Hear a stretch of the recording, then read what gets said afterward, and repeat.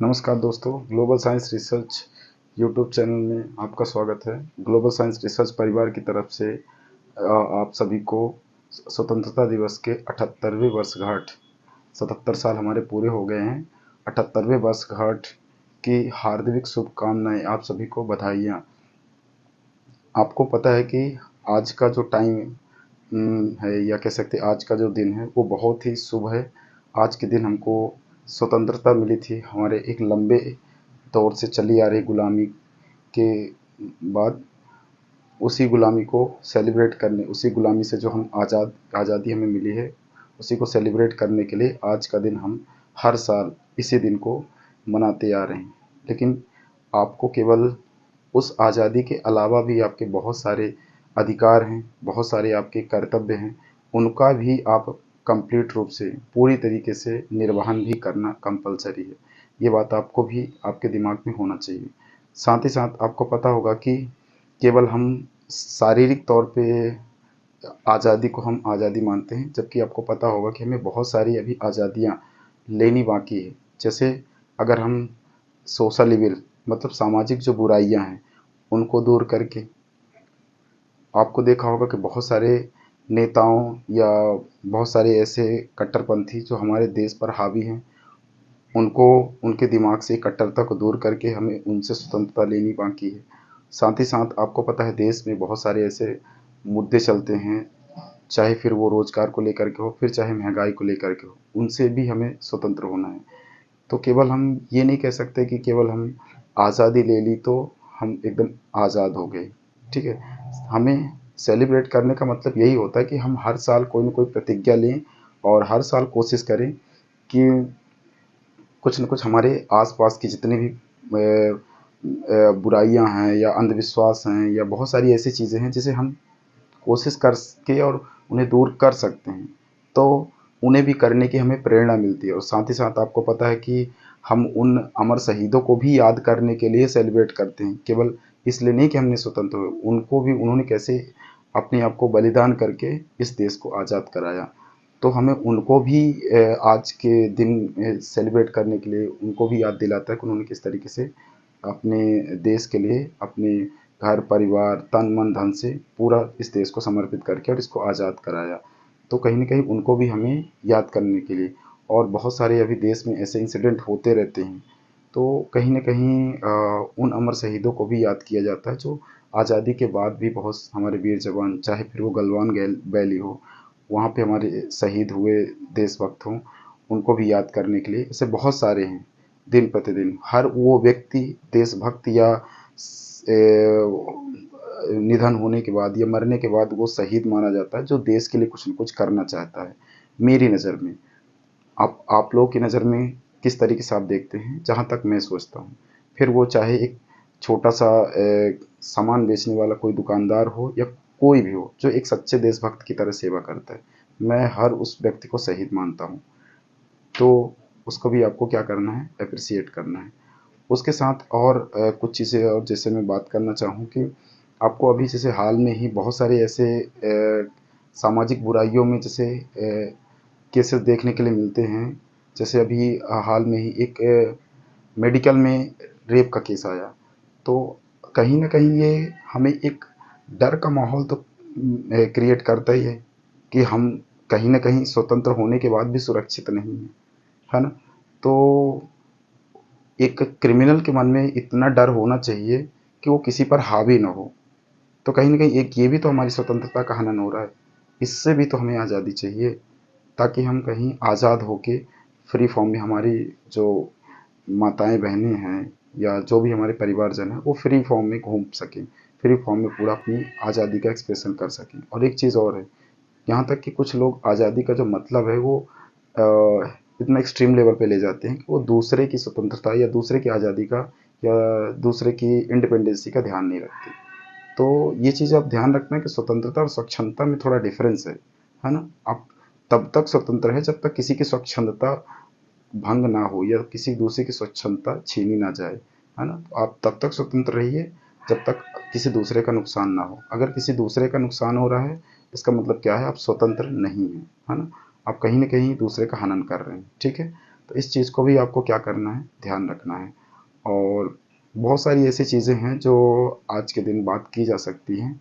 एक चीज़ और मैं इसमें ऐड करना चाहूँगा, आपको पता है कि जिस स्वतंत्रता दिवस को आप इतने बड़े चाव से सेलिब्रेट करते हो, इसको पहली बार कब सेलिब्रेट किया गया था? तो अगर आप थोड़ी बहुत हिस्ट्री का नॉलेज रखते होंगे तो आपको पता होगा कि जो हमारा पहला अधिवेशन हुआ था लाहौर में, पहला नहीं हुआ था, मतलब जो लाहौर में अधिवेशन हुआ था 1929 को, तो उस समय हमने पहली बार अंग्रेज़ों से आज़ादी लेने की बहुत ज़्यादा भरकस प्रयास किए और उम्मीद रखी थी कि वो हमें 1929 तक या 30 तक अप्रॉक्सीमेट हमें दे देंगे आज़ादी। और उसी तरह हमने पूर्ण स्वराज्य का, है ना, कंप्लीट इंडिपेंडेंसी की मांग की थी। और उसी वक्त हमने लाहौर में जब अधिवेशन किया था तो सेलिब्रेट किया था, पहला तिरंगा वगैरह लहराया था, और उसी वक्त हमने मान लिया था कि हम आज़ाद हैं।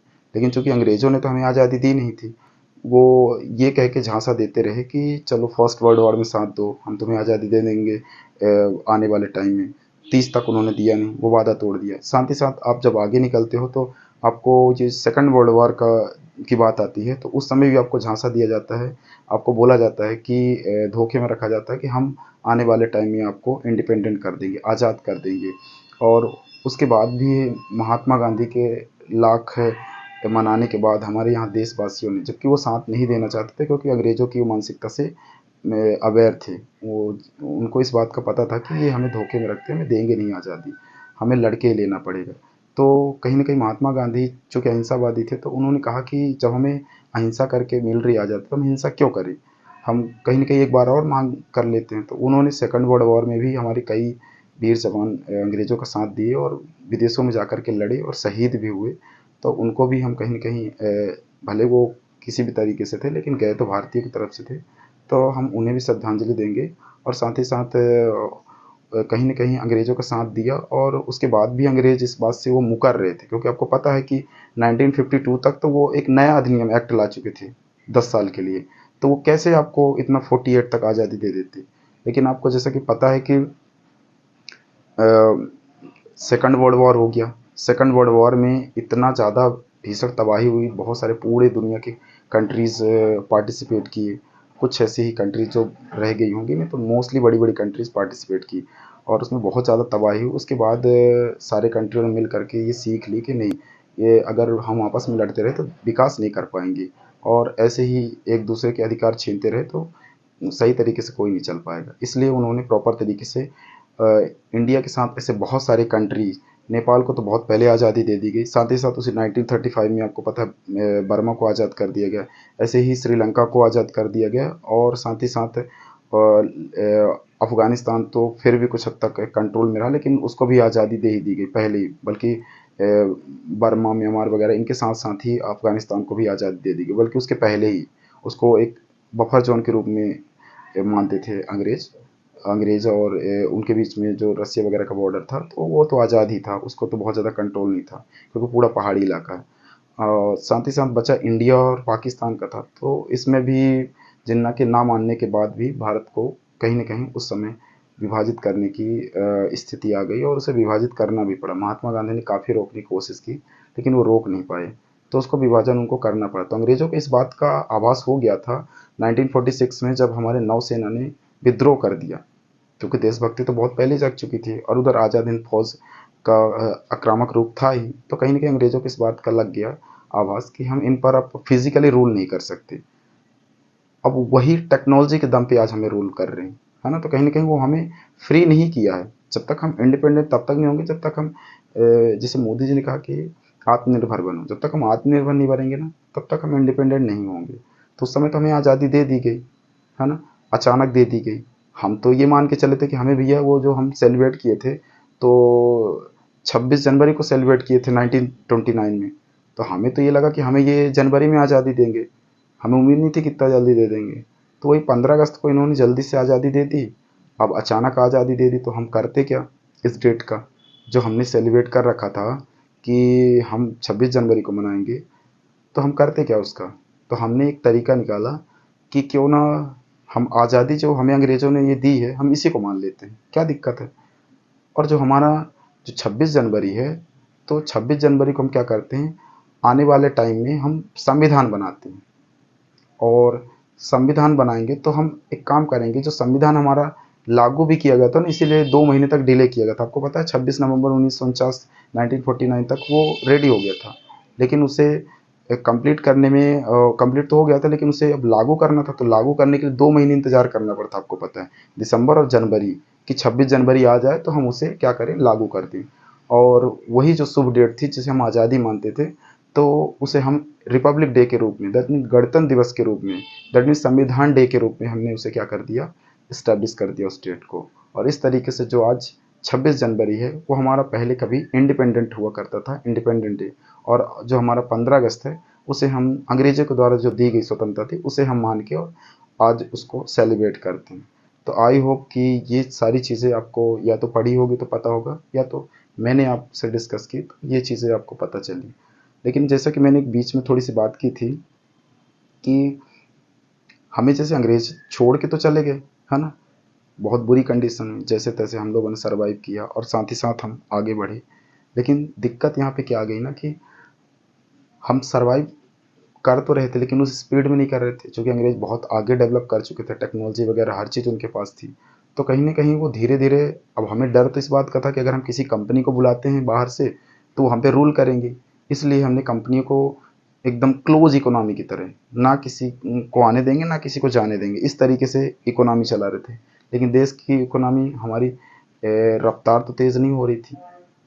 तो उसी समय फिर आपको पता हो कि एलपीजी रिफॉर्म वगैरह लाए गए और मनमोहन जी के टाइम में, और फिर 1990 के आसपास, और उसी एलपीजी रिफॉर्म के चलते बहुत कंपनियों को क्या किया गया, इंडिया में एंट्री दी गई, क्योंकि 1990 में स्थिति हमारी ख़राब हो चुकी थी, हम कर्जे के तौर पे थे, आईएमएफ पे पहुंच चुके थे। तो उस दौरान आपको पता होगा कि 1990 के आसपास मनमोहन जी ने रिफॉर्म लाया, एलपीजी लिबरलाइजेशन, प्राइवेटाइजेशन, है ना, ये रिफॉर्म लाया, ग्लोबलाइजेशन, और कंपनियों को एंट्री दी। अब कंपनियों को एंट्री तो दी, हमें फ़ायदा तो हुआ, लेकिन कहीं ना कहीं हम अपने जो स्वदेशी को उसको फोकस नहीं कर पाए, और हम धीरे धीरे विदेशियों के गुलाम उसी तरीके से बनते गए जैसे पहले थे। लेकिन आपको पता होगा कि उस समय वो फिजिकली रूल करते थे, आज हमें टेक्नोलॉजी के दम पे रूल करते हैं। आज अभी कुछ भी आप उल्टा सीधा गूगल के खिलाफ या यूट्यूब के खिलाफ आप बोल के देखिए ना, आपको सीधे बैन कर दिया जाएगा। तो कहीं ना कहीं हम उनके उनके चंगुल में आज भी हैं। तो हमें करना क्या है, हमें आत्मनिर्भर बनना है और ये टेक्नोलॉजी खुद से डेवलप करना है, मेड इन इंडिया, और मोदी जी के इस काम को अप्रिसिएट करना है। इसी इसी वाणी के साथ विराम देते हुए हम फिर से एक बार स्वतंत्रता दिवस की हार्दिक शुभकामनाएं प्रेषित करेंगे। जय हिंद, धन्यवाद।